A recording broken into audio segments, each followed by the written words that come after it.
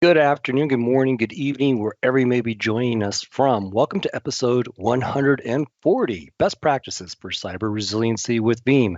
As you might be able to tell, I am in somewhat of a makeshift location, but I am joined by my colleagues Brad Linch and Edwin Weijdema.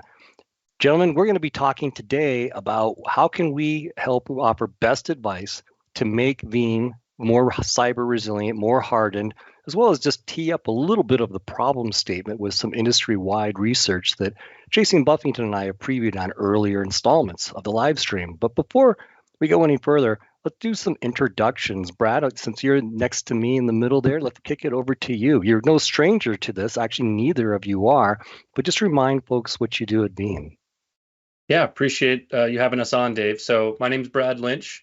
I manage an enterprise systems engineering team at Veeam. So pretty much on a daily basis, working directly with customers, having this exact conversation we're going to have today. So looking forward to it. Awesome. And Edwin, over to you, who is joining us late his time. So I appreciate you taking some extra hours on the workday to visit with us.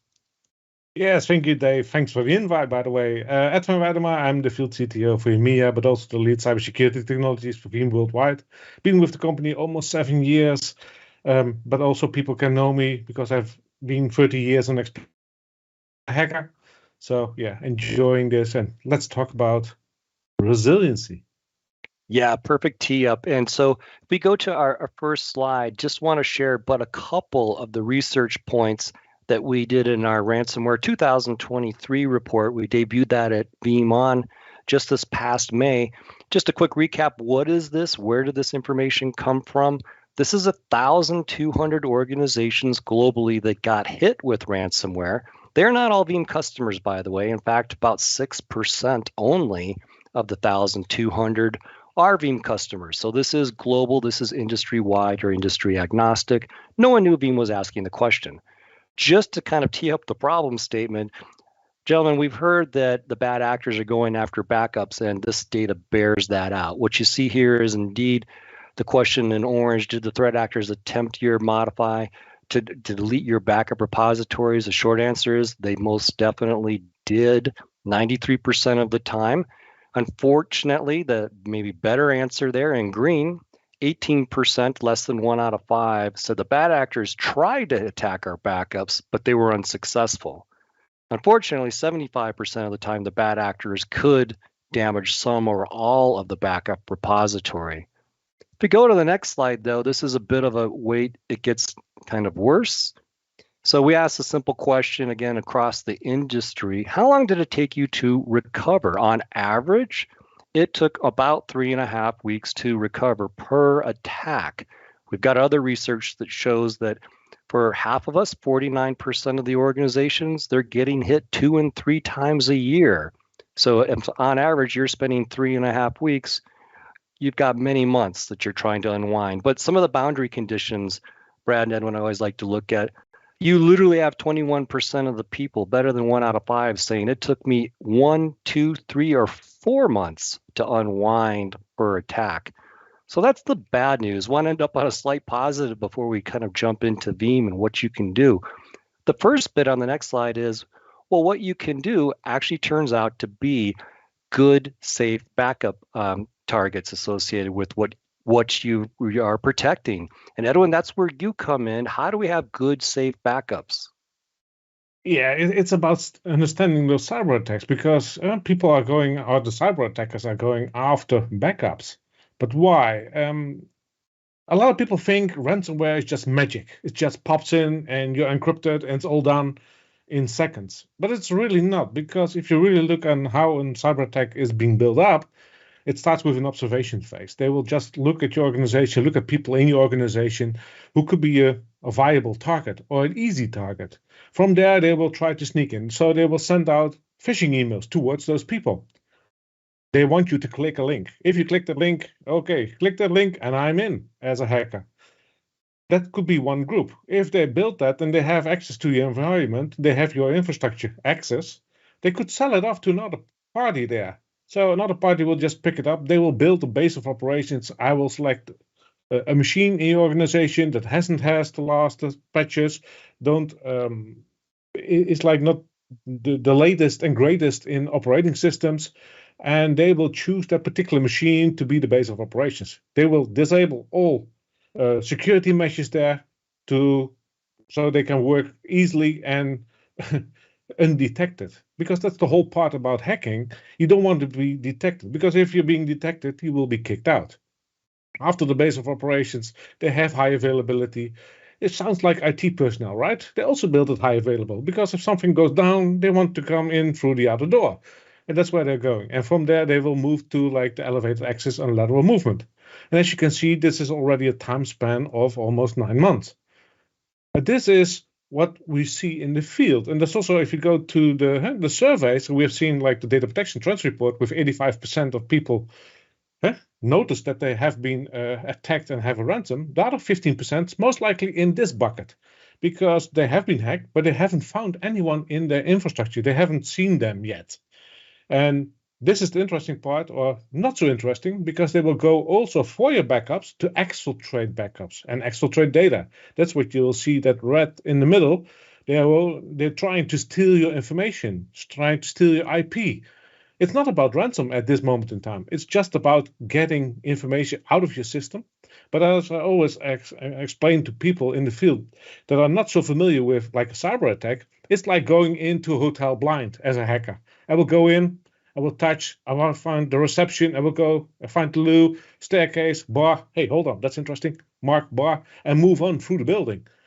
But you have to really move through it. And that's those 4 phases there, trying to see where they are, because they also don't have a clue in what infrastructure they stumble into often. Because of those 4, it's interesting to know, why do they attack backups? Because you, as an organization, already determined that everything that's viable to you, you take a backup of, right? Otherwise, why should you take a backup? And from there, we move to the next phases. So after this, they will sell it mostly to another group and a party that's specialized in ransomware attacks, and they will come into your infrastructure and they will start crippling your recoverability. So they will go again after your backups, but not to exfiltrate them, no, to kill them, to remove them, to make sure that you as an organization have no other choice than to pay up. And after the cripple recoverability, you will see that they will declare ransomware. And that's on the right-hand side of that whole timeline. That's where the ransomware portion comes in. So people saying like, yeah, I want to detect ransomware in my backups. Hold on, that's only at the last part. And normally, you don't see any backups after that anymore. So the ransom portion is often not in the backups. But what you will see is along the line, a hacker like me will drop tools, because we also need tools, and we are lazy, so we automate things. So we have like ping beacons, Cobalt Strike beacons, remote access tools, AD Find, all tools to map your infrastructure. And by mapping your infrastructure, I know where I have to go, where's the interesting party, but also where are your backups, and trying to get those out. If you want to go back to things, and people will say, yeah, but I have to go back because there's a dwell time of 200 plus days. I have to go back 200 plus backups. Of course you don't, because no organization can ever survive 200 days without data. What you will do is go back to the right-hand side, go to the backup just before the encryption started and the whole, between brackets, party started on your end. That's where you go back to. And are those backups clean? No, because all those malware tools are there. But also those malware tools haven't been picked up by your production security measures. And it has a reason, because those tools will be brought in by a hacker, completely crunched, encrypted, and making sure that it lands on the command and control where all security measures have already been disabled. And from there, they will unpack it again. And as Lego, they will just rebuild the tooling they need and start from there.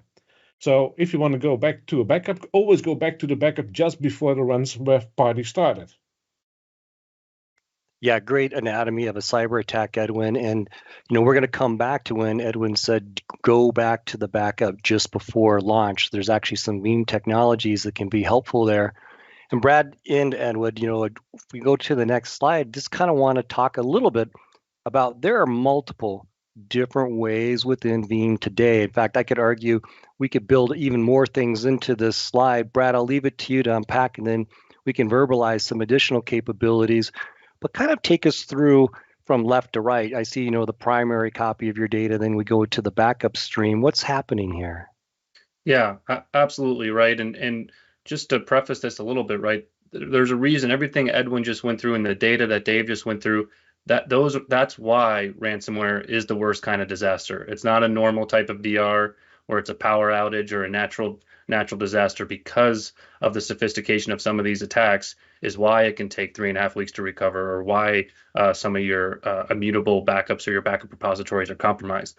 And Veeam's core one of our core security principles is having an immutable copy, right? And having an immutable copy in multiple locations. So for example, in your primary location where you target your backups, you could go to a hardened repository. The beauty of this hardened repository, for a couple reasons, is super secure. One, no credentials are stored on the Veeam server. So really there's two scenarios a hacker gets in, right? Either one is on the backup server itself and they start trying to delete things, or scenario two, they actually log onto the repository box itself and trying to delete things. In both of these scenarios, you're protected because Veeam doesn't store the credentials. Your files are locked as immutable. So as they start to delete files, and we'll show this in a demo, they get access denied. Then at this point, if they try to log onto the box itself, one, they didn't get the credentials from Veeam because we didn't store them. But let's say somehow they did get the credentials from somewhere else. Well, you can disable SSH. So now you're talking about a scenario where someone has physical access to your data center, and you got a lot of other things to worry about at that point as well. But to expand on this, right, you can go direct to the dozens of S3 compatible object lock technologies we integrate with: AWS, Azure, Wasabi, NetApp Storage Grid, EMC, ECS. The list goes too on for me to list them all, but there's dozens of them. And then dedupe appliances that we integrate with from a retention lock and immutability perspective. Folks like HPE Store Ones, Exagrid, and in our next iteration, Data Domain Retention Lock. And something I really like to highlight, and that's a differentiator for Veeam, is that the secondary copy doesn't have to be like for like. This is one of the beauties for Veeam. Your primary copy might be something very performant, or in a ransomware attack, you can recover quickly, but your secondary copy might be something that's still somewhat performant, but also economical to the business from a TCO perspective. So your secondary copy can go anywhere. That's also immutable, right? So it can go to everything we just mentioned. It can go to an object storage. It can go to tape. And you can archive out, of course, to S3 Glacier and Azure Deep Archive. So really powerful options, making sure you're immutable from soup to nuts. And it's important to know, right, your data is encrypted both at rest and in flight during this process.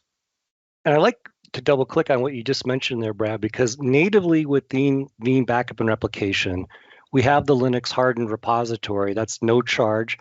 And that's something that we can implement on your behalf. We can automate that largely. So even if you're not a Linux guru, you're a Windows person, you're a Windows administrator, we can make that a very simplified operation. But to your point, we can actually instantiate using one-time credentials such that we can create the repository, point to that. Veeam doesn't know those passwords. Once you disable SSH, to your point, to put a finer, sort of exclamation point on that, the only way to come in and modify and delete data out of the hardened repository is if you have physical access to that server's keyboard and the administrative password. So you're already broken perimeter security. You're inside of the room. You have admin password, but at that point, maybe you don't even need it. If you have a pair of pliers or a bucket of water, you can do a significant amount of damage. So there's a lot of ways inbuilt within Veeam or through our very expanded partner ecosystem. When you mentioned the S3 compatible, 32 different providers that can offer that, dozens more on top of that from an integrated array perspective, and then tape. So there are options. And Edwin, I sometimes think this capability of having multiple different layers of immutability through different means offers even greater protection because it doesn't represent a single point of protection and potential compromise. You have multiple methods. Yeah, Dave, that's true. That's also what I'm saying. As a hacker, connectivity has consequences. Having different choices in the whole layers. So having defense in depth, different layers, but also different protocols. Because what you're talking about, the hardened repository, and then going to, for instance, object storage, you transform it to S3, or even go to like a dedupe appliance, going to a different protocol even. That makes it much, much harder for a hacker to go through all those different hoops, and they will just bail along the way. Yep, perfect. So, Brad, I like this slide. Where are you going to recover from? Obviously, this looks like a big list. Take us through that. Yeah, well, it's a perfect segue, right? And I like to phrase the question this way rather than what will you back up to? Because backup means nothing unless you can recover from it in a way that's both secure and performant. So that's really why I phrase that. And of course, anybody listening is saying, you're using something today. I'm gonna restore from something. But just really ask yourself, is this something that's secure and immutable, like we just went through? And more importantly, it's great to have a copy and a clean copy that hasn't been touched by hackers, but can it perform in a way that meets the business needs? Edwin, you touched on it before. If you go to your CIO, CTO, CFO and say, hey, great news, we got a clean copy yesterday, but it's going to come out of tape and it's going to take us 3 weeks. The next response from those executives is going to be, what's this Bitcoin thing and how do we create a Coinbase account? So you really want to make sure you've architected your environment in a way that makes sense to the business as a whole. So for example, oftentimes it's multiple ways you're recovering from ransomware. One of the ways might be what we just talked about, off of a hardened repository, out of a immutable object block repository in the cloud. But it's also a combination of off of storage snapshots. And I'll dive deeper into that, where we've seen several customers avoid paying the ransom by leveraging Veeam to recover off of storage snapshots, which is naturally going to be faster than recovering off of a disk-based repository, right? You're talking about a $1 million all-flash array at that point. And then other ones to highlight here is replication. Veeam is the only product in the industry that offers true failover, right? When we talk about this, we're talking about replication at the hypervisor level, as well as being able to recover from your backups. All of that in the same license, on a license of Veeam you can buy that doesn't include that. And then of course offline options like tape and things like that. So really great options available for our user base to design both a secure and a performant way to recover. And I got to chime in there because you mentioned the $1 million storage array, which, I love the Ferrari of solutions. But I'll just tell you right now, in my home lab, I use externally attached SSD drives on a USB-C connection, and I just indicate eject the drive at the end of the backup. So literally for drives that I bought for a couple $100 off of Amazon that are actually pretty fast in performance, I can create in my own home environment an easy air-gapped approach by just telling the volume manager eject the drive. So it's not like we're trying to convey immutability as only for the chosen few. There are so many ways to achieve it that at this day and age, you should be having at least one type of immutability in every part of your backup scenario.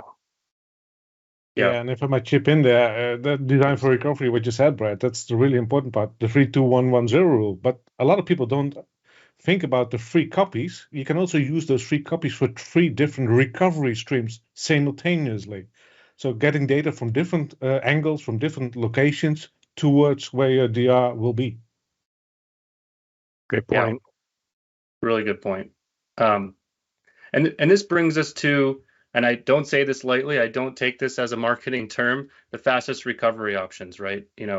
From here, once you have that secure copy, the whole point is actually being able to recover in a ransomware attack, improving on that 3.5-week stat that you showed earlier, Dave, right?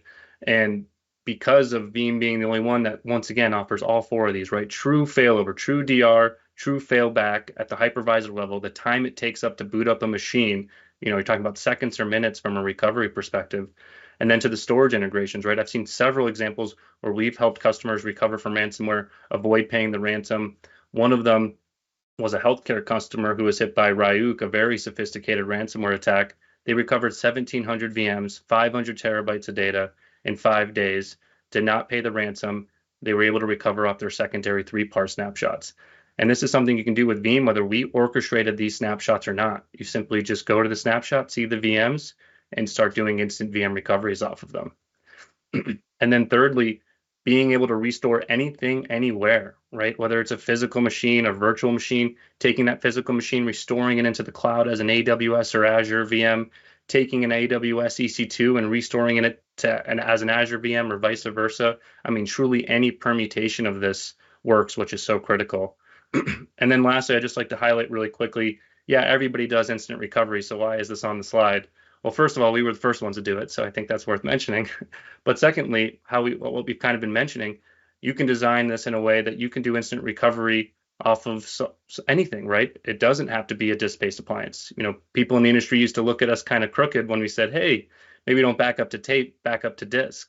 And certainly I wouldn't say, to Dave's point earlier, you don't need to back up everything to flash. But if you have 5 to 10% of your environment that's really, really critical to the business, maybe you back up that to a small all-flash array and then everything else to a disk-based repository.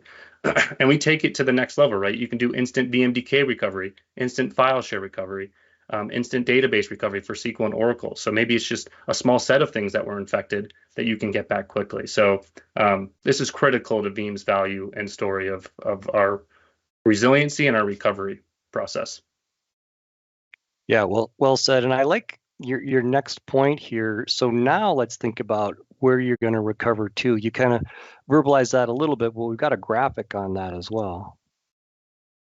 Absolutely. Yeah, so kind of how we've been dancing around this, right? Is the main point here is, right, your primary copy can be a number of immutable options, right? Your Linux hardened repository, object storage, dedupe appliances that we integrate from a retention lock perspective. But it's important to keep in mind that you can recover that anywhere. Just to hit this point home, I can take anything that I'm backing up to this primary copy and recover that to anywhere. And Edwin highlighted it in his anatomy of an attack slides, where that's critical. You have to be able to recover somewhere else. Most likely, wherever the infected area is, you are not going to have access to during that time. And sometimes we've seen in cases it can be a month, 2 months that you do not have access to it, depending on the type of company you are and if legalities are getting involved, law enforcement's getting involved, things of that nature. So you need to be able to recover somewhere else easily. And then, like we said, the secondary copy can be anywhere, and you have the same recovery options on that secondary copy. There's no differences between your recovery options on your primary copy and your secondary copy. And then lastly, I just want to state real quick here, Dave, that the portability of this is what's so key. If this main Veeam server in the middle blows up or gets lost or is compromised, whatever happens, it really doesn't matter. You can install Veeam on the laptop you're looking at us on. You can install Veeam on a cloud machine in Azure, AWS, GCP, and simply insert your encryption keys, scan that repository, and you're off and restoring into the cloud or wherever you need to restore to. Yeah, I think that's worth doubling down on, because we write in a self-describing manner, meaning the metadata is commingled with the data. Bad actors for a long period of time have gotten into the habit of just blow away the backup catalog. While we use a catalog, that's really there as an accelerant. To your point, we're not dependent upon that. And just to put it down in layman's terms, even in my home environment, I write out the data on an ejectable SSD drive. I also put our no-charge reader for Windows and for Linux, a reader like a PDF reader, think of it as. If you have the credentials, you can pull out a file. Also, to your point, though, Brad, if you need to stand up everything, you can download any instance of Veeam, including the Community Edition, no-charge version, enter your credentials, and start streaming that data back. So it is not infrastructure dependent. It's not dependent upon Veeam configurations. All you need is the data, and we've got ways to harden the data, and we've got ways to recover that data to different locales and different methods. So I think you've got some screenshots that help exemplify some of what we've been describing. Yeah, absolutely. So, the first step of what we're talking about is definitely have that secure backup, have that ability to recover fast, but also be able to know what restore point you're going to use to be able to recover fast, right? Don't spend countless hours or even days trying to find the right recovery point to restore from. And what Dave's highlighting here is our recovery verification capabilities. So right in here, you can define within Veeam to say, hey, scan my backup files, and you can specify the last 10, the last 20, whatever makes sense to you, and scan them until you find the latest clean recovery point.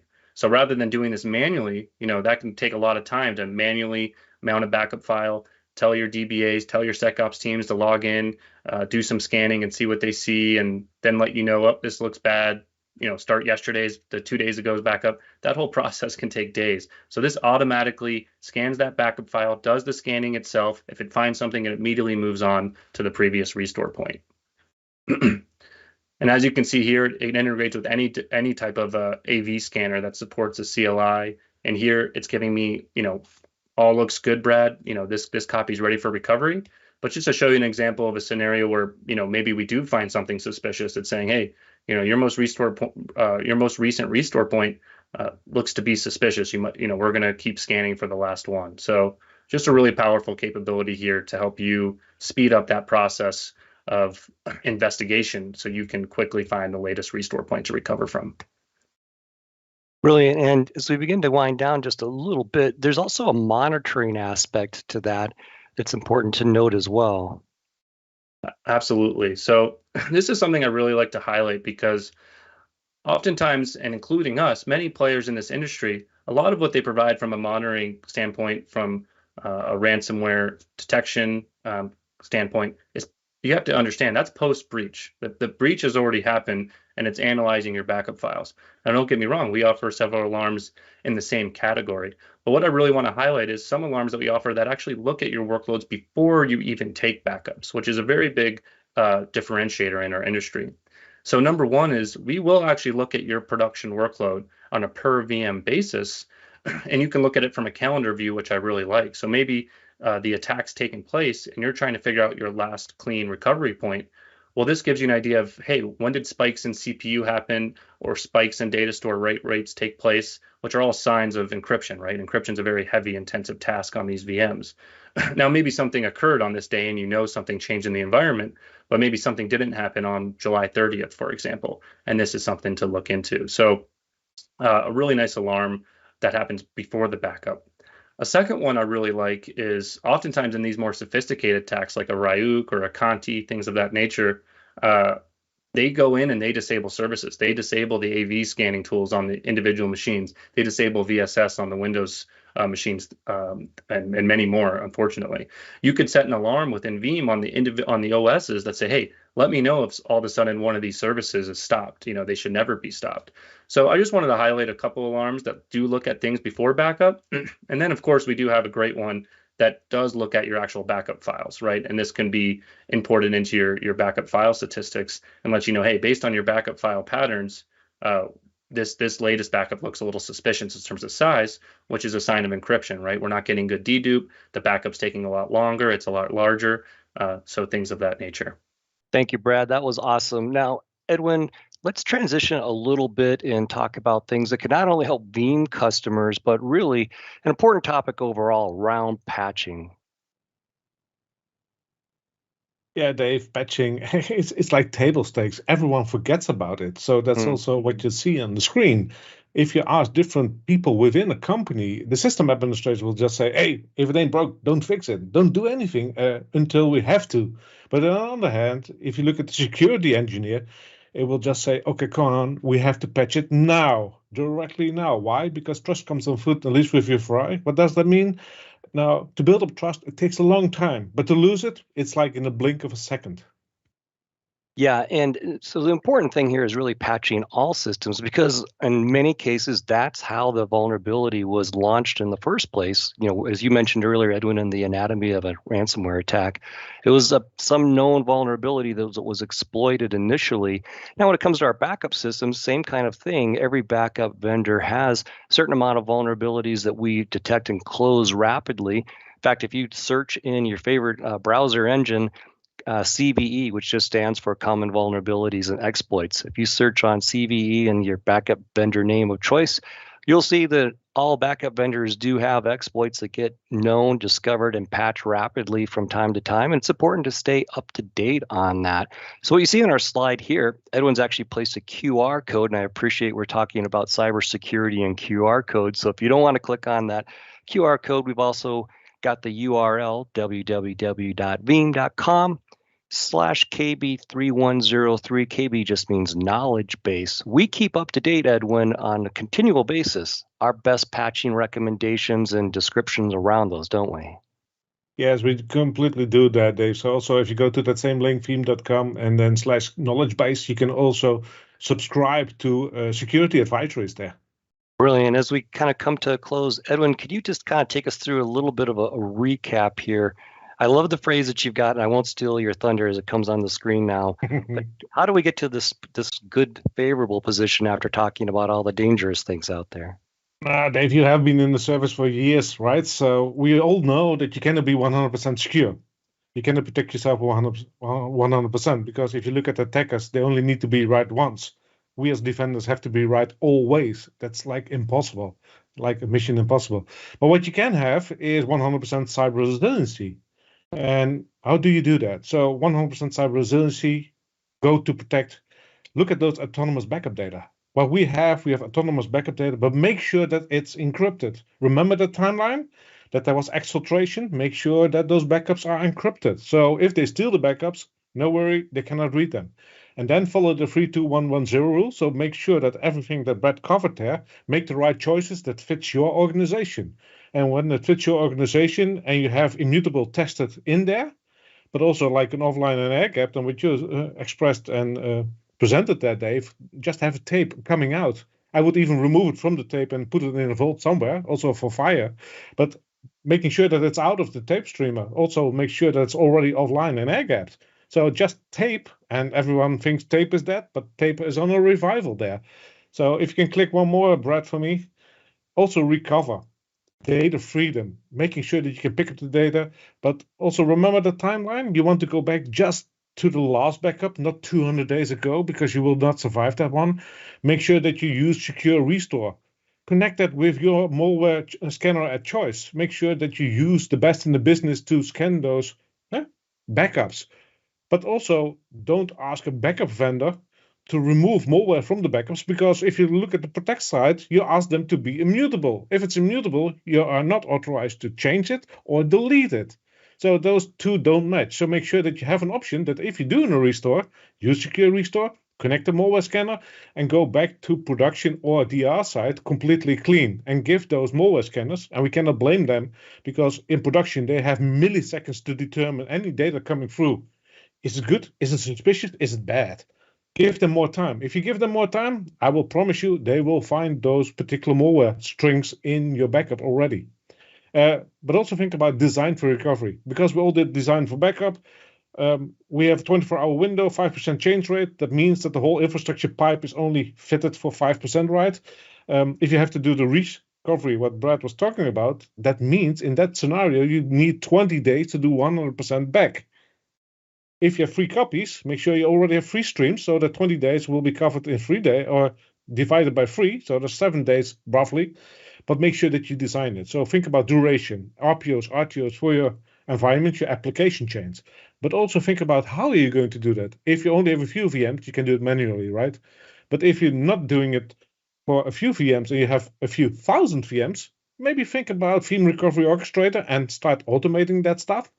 But also think about where you're going to do it. Because if you have your data on one of those locations and one of those free copies, make sure that it's already in the DR designated area. Because that means that you can just pick up the data, start recovering directly, and choose from like cloud, the Veeam service providers out in the field there, or your second data center.